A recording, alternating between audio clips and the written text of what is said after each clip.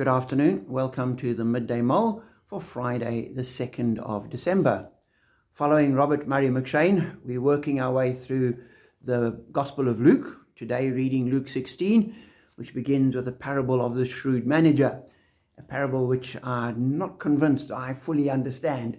In it, there's a manager of an estate, and his master finds out that the manager's been dishonest, so he's going to fire him. When the manager hears this, he calls his master's debtors in and reduces the amount they owe their master.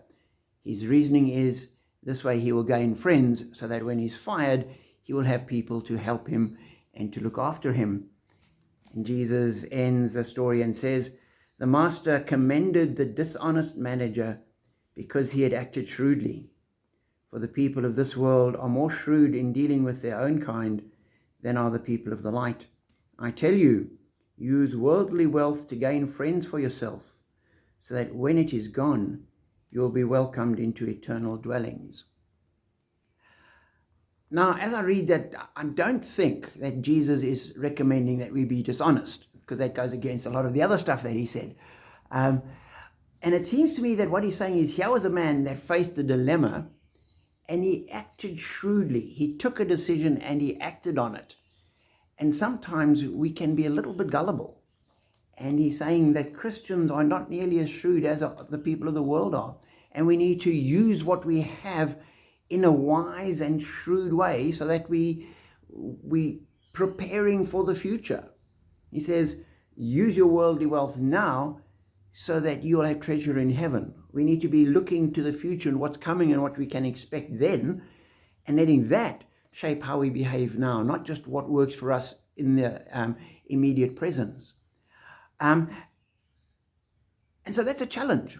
We need to be a little shrewd. We need to be careful. We need to act wisely. The Bible never commends foolishness or stupidity.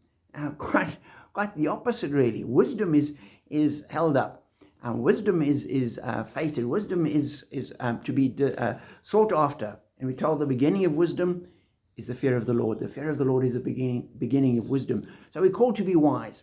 And as I was wrestling with this, I thought of Jesus' other saying where he says to us, you need to be as innocent as doves and as wise as serpents. And so as Christians, as we deal with people, we must never be gullible. We must never act foolishly. We must never think we don't have to engage. We need to be wise, we need to be intelligent, we need to reason carefully, we need to think clearly, we need to act carefully, we need to act decisively, but we always need to be acting today with what's coming tomorrow in mind. So, I don't know if you'd read the same thing in that parable. Go and read it yourself, the beginning of Luke chapter 16, and make up your own mind. The scripture is what counts, not what I say. So, read it, be challenged, wrestle with it.